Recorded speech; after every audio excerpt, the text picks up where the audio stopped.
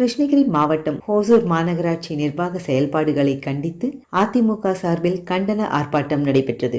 கிருஷ்ணகிரி மேற்கு மாவட்ட செயலாளரும் முன்னாள் அமைச்சருமான வி. பாலகிருஷ்ணா ரெட்டி தலைமையில் ராயக்கோட்டை சாலை மின்சார வாரிய அலுவலகம் முன்பு கண்டன ஆர்ப்பாட்டம் நடைபெற்றது. அதிமுக கிருஷ்ணகிரி மேற்கு மாவட்ட பொறுப்பாளர், அம்மா பேரவை மாநில துணை செயலாளரும் முன்னாள் எம்எல்ஏவுமான வி. பன்னீர்செல்வம் பங்கேற்று கண்டன உரை நிகழ்த்தினார்.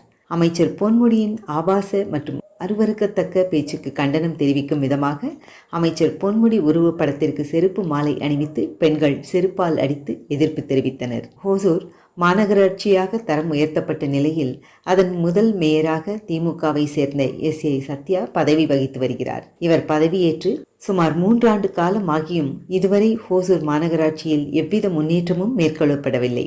மேலும் சொத்து வரி, குப்பை வரி என பல்வேறு வரிகளை விதித்து மக்களை இன்னலுக்கு ஆளாக்கி இருக்கிறார்கள். தமிழ்நாட்டிலேயே அதிக வருவாய் ஈட்டி தரும் ஹோசூர் மாநகராட்சியில் சாலைகள் மேம்படுத்தப்படாமல் மேலும் மோசமடைந்து சீர்கெட்டிருக்கும் அவல நிலையில் மக்கள் அனைவரும் கடுமையாக பாதிக்கப்பட்டுள்ளனர் என குற்றம் சாட்டினர். பின்னர் செய்தியாளர்களை சந்தித்த வி. பன்னீர்செல்வம், எடப்பாடி பழனிசாமி தலைமையிலான மிக வலுவான கூட்டணி அமைத்து வரும் சட்டமன்ற தேர்தலில் தமிழ்நாட்டில் சட்டப்பேரவையில் எதிர்க்கட்சிகளே இல்லாத நிலை உருவாகும் என்பதை உறுதிப்பட தெரிவிப்பதாக அவர் கூறினார்.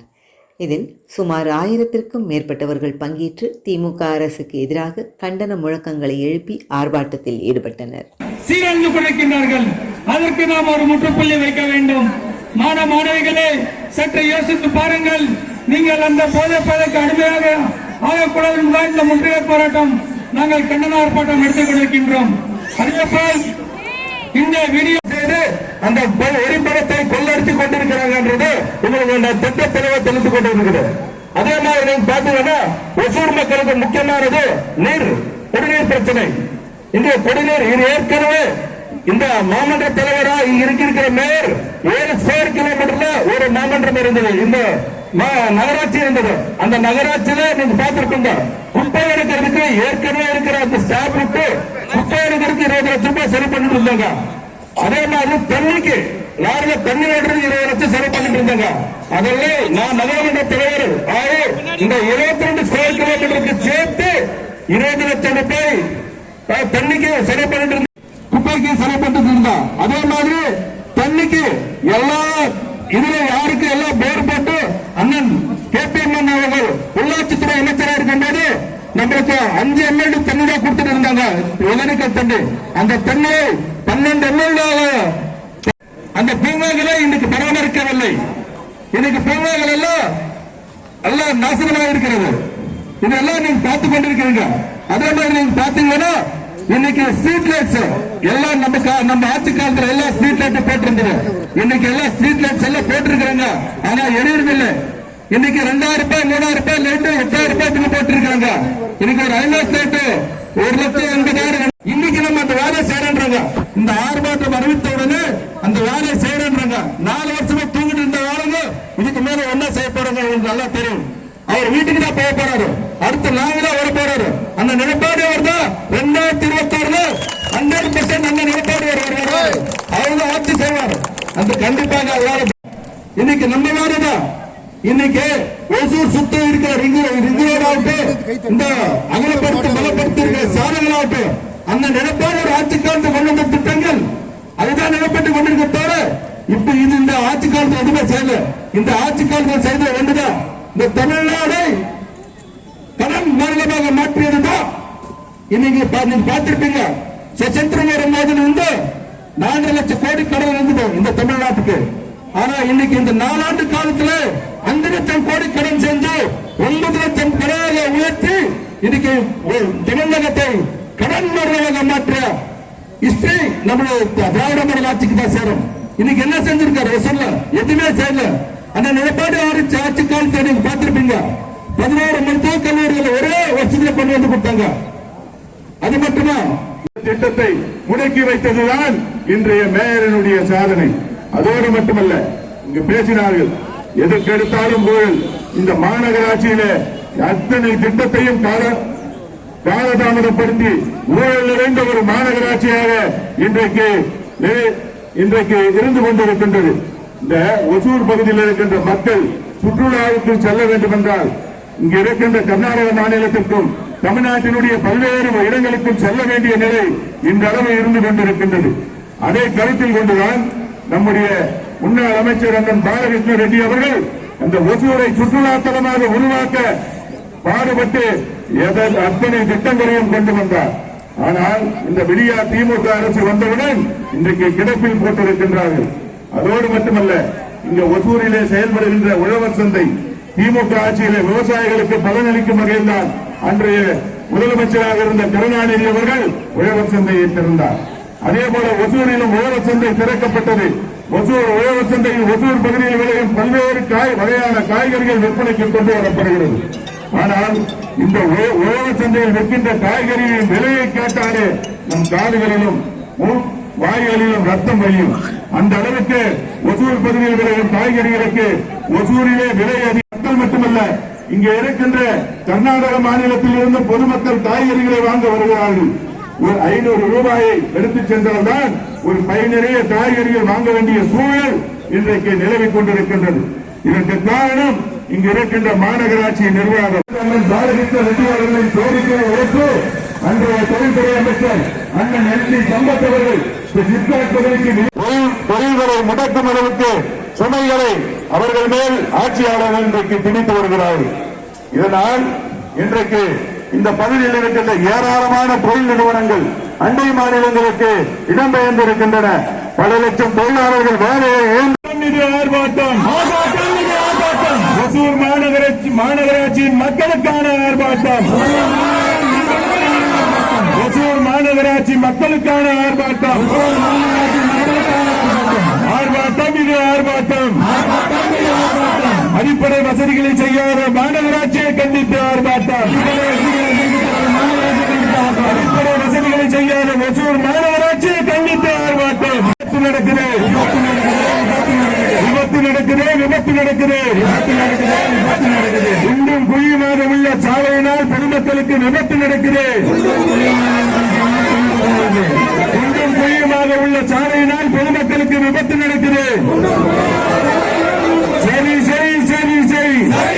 குழியுமாக உள்ள சாலைகளை மாநகராட்சி நிர்வாகமே சரி செய். இன்றும் குழியுமாக உள்ள மாநகராட்சி சாலைகளை மாநகராட்சி நிர்வாகமே சரி செய். பராமரிப்பு ஒசூர் மாநகராட்சியில் உள்ள பூங்காக்கள் பராமரிப்பில்லை. பராமரிப்பு செய். பொது கழிப்பிடங்கள் சரியில்லை.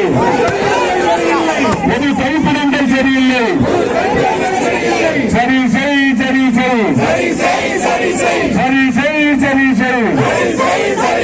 மாநகராட்சி நிர்வாகமே அதை சரி செய்.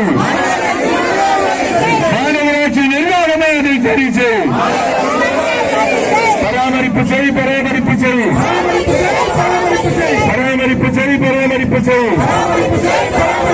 கழிவுநீர் கால்வாய்களை பராமரிப்பு செய்.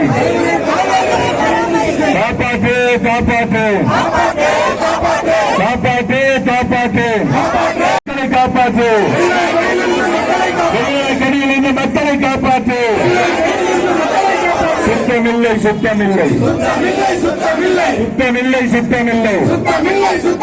ஒசூர் பேருந்து நிலையம் சுத்தமில்லை.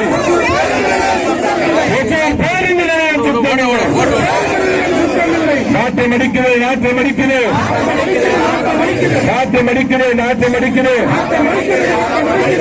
கைப்பிடித்தால் பேருந்து நிலையம் நாட்டை மடிக்குது. மக்கள் பொழுதுபோக்கிற்காக ராமநாயக்கன் ஏரியில்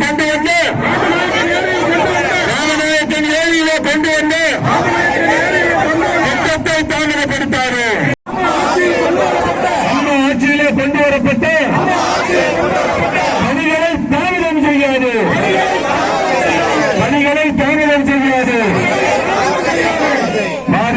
மாறி போச்சு.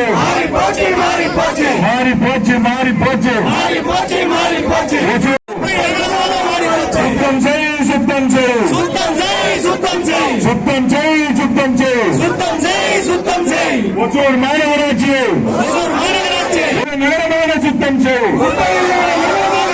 செய், இல்லாத நகரமாக சுத்தம். நடைபெற்ற இந்த கண்டன ஆர்ப்பாட்டத்திலே கலந்து கொண்ட அத்தனை நிர்வாகிகளுக்கும் ஐயா எடப்பாடியார் அவர்களின் சார்பிலே நன்றியை தெரிவித்து, அடுத்ததாக நான் சொல்லுகின்ற கோரிக்கைகளை ஏற்காவிட்டால் ஒசூர் மாநகராட்சியை கண்டித்து நம்ம என்ன கட்டினாலும் அவன் 8 மாசம் ஐயா எடப்பாடியார் முதலமைச்சராக பொறுப்பேற்றவுடன் இந்த ஊழல் பட்டியலில் சிக்கியிருக்கின்ற யாராக இருந்தாலும் சரி, எப்பேற்பட்ட பதவியில் இருந்தாலும் சரி, நிச்சயமாக அவர்கள் சிறைக்கு செல்லுகின்ற காலம் வெகு விரைவில் என்பதை இந்த நேரத்திலே சொல்லிக்கொண்டு, தாய்மார்கள் எல்லாம் இருக்குமா, உங்களுக்காக தான் பேச போறேன். அவர் 2 வார்த்தை தான். ஏன்னா எங்க அக்கா ரொம்ப கோபமா இங்க ஒருத்தன் போட்டோ வச்சு செருப்பால வச்சிருச்சு. அதுக்காக தான். ஒரே நிமிஷம். ஏன் அடிச்சாங்க யாருக்கா தெரியுமா? தெரியுமா? தெரியாது. அவன் தொடர்ந்து அமைச்சரானதிலிருந்து மகளிரை இழிவாக பேசிட்டு வர்றார். இன்றைக்கு வனத்துறை அமைச்சராக இருக்கின்ற பொன்முடி சொன்னாரு, அவங்க ஆட்சியில பச்சு விட்டாங்க. அவன் தேர்தல் அறிக்கையில சொன்னான், மகளிருக்கு ஆட்சி மீண்டும் ஒருவருக்கு ஓட்டு போடுவீங்களா? மகளிர் போடுவீங்களா? மகளிர் போடுவீங்களா? ஐயா எடப்பாடியார் ஓட்டு போடுவீங்களா?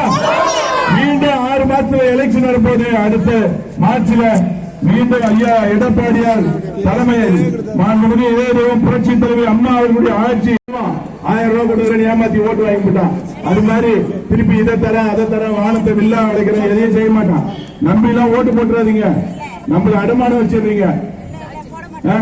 கேட்கிற கேள்விக்கும் பதில் இல்ல. சட்டமன்றத்தில் எவ்வளவு கேட்டாலும் பதில் சொல்ல மாட்டான்.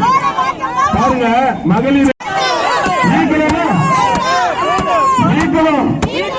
இந்த விடிய திமுக அரசினுடைய முதலமைச்சர் மு.க. ஸ்டாலின் பெண்கள் மீது உண்மையான அக்கறை இருந்தால் அவரை இன்றே அமைச்சரவை வந்து நீக்கணும். நன்றி. செருப்புல அடிக்கூடாது. நன்றி. பொதுச் செயலாளர், தமிழ்நாட்டினுடைய முன்னாள் முதலமைச்சர், சட்டமன்ற எதிர்க்கட்சி தலைவர் ஐயா எடப்பாடியார் அவர்களின் ஆணைக்கிணங்க ஒசூர் கிருஷ்ணகிரி மேற்கு மாவட்டம் ஒசூர் சட்டமன்ற தொகுதிக்குட்பட்ட ஒசூர் மாநகராட்சி நிர்வாக சீர்கேட்டை கண்டித்து கண்டன ஆர்ப்பாட்டம் நடைபெறும் என்று அறிவித்ததன் அடிப்படையில் இன்று கண்டன ஆர்ப்பாட்டம் மிக சிறப்பாக மாவட்ட கழக செயலாளர் அருமை அண்ணன் முன்னாள் அமைச்சர் பாலகிருஷ்ண ரெட்டி அவர்கள் முன்னிலையிலே சிறப்பாக நடைபெற்றது. இதில் அனைத்து ஒசூர் மாநகராட்சிக்குட்பட்ட அனைத்து பகுதி செயலாளர்கள், வட்டக்கழக செயலாளர்கள், ஒசூர் தொகுதிக்குட்பட்ட ஒன்றிய செயலாளர்கள், மாவட்ட அணி செயலாளர்கள், மாவட்ட கழகத்தினுடைய நிர்வாகிகள், மாமன்ற உறுப்பினர்கள், மண்டல குழு தலைவர்கள் அத்தனை பேரும் கலந்து கொண்டு ஒசூர் மாநகராட்சியில் பார்த்தீங்கன்னா எதுக்கு எடுத்தாலும் ஊழல், எந்த துறையில் எடுத்தாலும் ஊழல். உதாரணத்துக்கு நம்ம சொல்லணும்னா ராயக்கோட்டை எம்ஜிஆர் மார்க்கெட்டில் இன்னைக்கு 20 கோடி ரூபாயில் தரமற்ற கட்டிடம் கட்டினாங்க. கட்டி இதனால ஒசூர் மாநகராட்சிக்கு 20 கோடி ரூபாய் இழப்பு. இந்த கடையை ஒசூர் மாநகராட்சி தான் கட்டினாங்க, ஏலம் விடணும். இன்னைக்கு வரைக்கும் ஏலம் விடுறாங்க, யாரும் அந்த கடையை எடுக்கிறதுக்கு முன் வரல. இதுதான் நிசப்தமான உண்மை. இதனால ஒசூர் மாநகராட்சிக்கு 20 கோடி ரூபாய் நிதி இழப்பு ஏற்பட்டிருக்கிறது. அதே போல இன்னைக்கு ஒசூர் மாநகராட்சியை சுற்றி 100 இடத்துல இப்ப இருக்கிற மேயர் தலைமையில நடக்கின்ற விடியா திமுக அரசு உயர்கோபுர மின்விளக்கு 100 இடத்துல அமைச்சாங்க. நகராட்சி அலுவலகத்தை இடிச்சு வணிக வளாகம் கட்டினாங்க. 30 கோடி ரூபாய் செலவுல கட்டினாங்க. இன்னைக்கு வரலையும் அந்த மாநகராட்சி இடிச்சு கட்டினதை யாரும் ஏலம் எடுக்கல. அதனால ஒசூர் மாநகராட்சிக்கு 30 கோடி ரூபாய் இழப்பு. இன்னைக்கு பாத்தீங்கன்னா ஒசூர் மாநகராட்சியில் பணிபுரிகிற இந்த வாட்டர்மேன் அவன் உட்பட, கமிஷனர் உட்பட, மேயர் உட்பட எந்த ஒரு வேலையும் லஞ்சம் கொடுக்காம இந்த மாநகராட்சியில் நடைபெறதில்லை.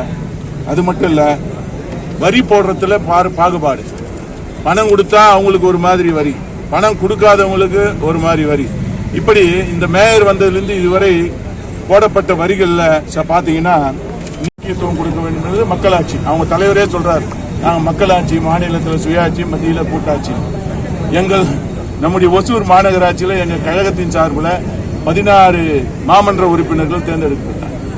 அந்த 16 மாமன்ற உறுப்பினர்ல 2 பேர் மண்டல குழு தலைவர். அந்த 2 பேர் மண்டல குழு தலைவராக தேர்ந்தெடுக்கப்பட்டவங்களுக்கு உரிய மரியாதை கொடுக்கணுமா இல்லையா? இன்னைக்கு வரை அந்த 2 மண்டல குழு தலைவரும் செயல்பட விடாம மாநகராட்சி மேயர் தடுத்து வச்சுங்க. இதுதான் அவர் மொத்த அதிகாரத்தையும் தாங்க. இந்த ஏரி பராமரிப்பு, அது நான் உங்ககிட்ட பேசினேன். இந்த ஏரி பராமரிப்புக்காக பூங்கா அமைச்சிடுவோம், அதை சுற்றி ஏரியை நடைபாதையை அமைச்சு இந்த வாக்கிங் போறவங்களுக்காக நடைபாதை அமைக்கணும்னு சொல்லி அன்னைக்கு அமைச்சராக இருந்த அண்ணன் பாலகிருஷ்ண ரெட்டி அவர்கள் நம்முடைய ஐயா எடப்பாடியார் அவர்களிடம் கோரிக்கை வைத்து இது நடக்கல. பிஜேபி அதிமுக கூட்டணி ஒரு தோல்வி கூட்டணி என முதலமைச்சர் விமர்சனம் எங்க பொதுச் செயலாளர் சொல்லுவாருங்க, அதுக்கு பதில் நம்ம சொல்ல முடியாது. எங்க பொதுச் செயலாளர் எதை கை காட்டுகிறாரோ அதன் பின்னால் செய்வதற்கு 2 கோடி தொண்டர்களும் தயாராக இருக்கிறார்கள் என்று. அமைக்கப்படக்கூடிய கூட்டணியினால ஒரு வலுவான கூட்டணி இருக்கும். மாண்புமிகு ஐயா எடப்பாடியார் அவர்களின் தலைமையில் தமிழகத்திலே ஒரு வலுவான கூட்டணி அமைக்கப்படும். எதிர்க்கட்சியே இல்லாத ஒரு சட்டமன்றம் 2026 ஐயா எடப்பாடியார் அவர்கள் தலைமையிலே நல்லாட்சி மலரும். எதிர்க்கட்சியே இல்லாத ஒரு நிலைமை உருவாகும். இதுதான் இன்றைக்கு தமிழ்நாட்டினுடைய மக்களின் மனநிலை.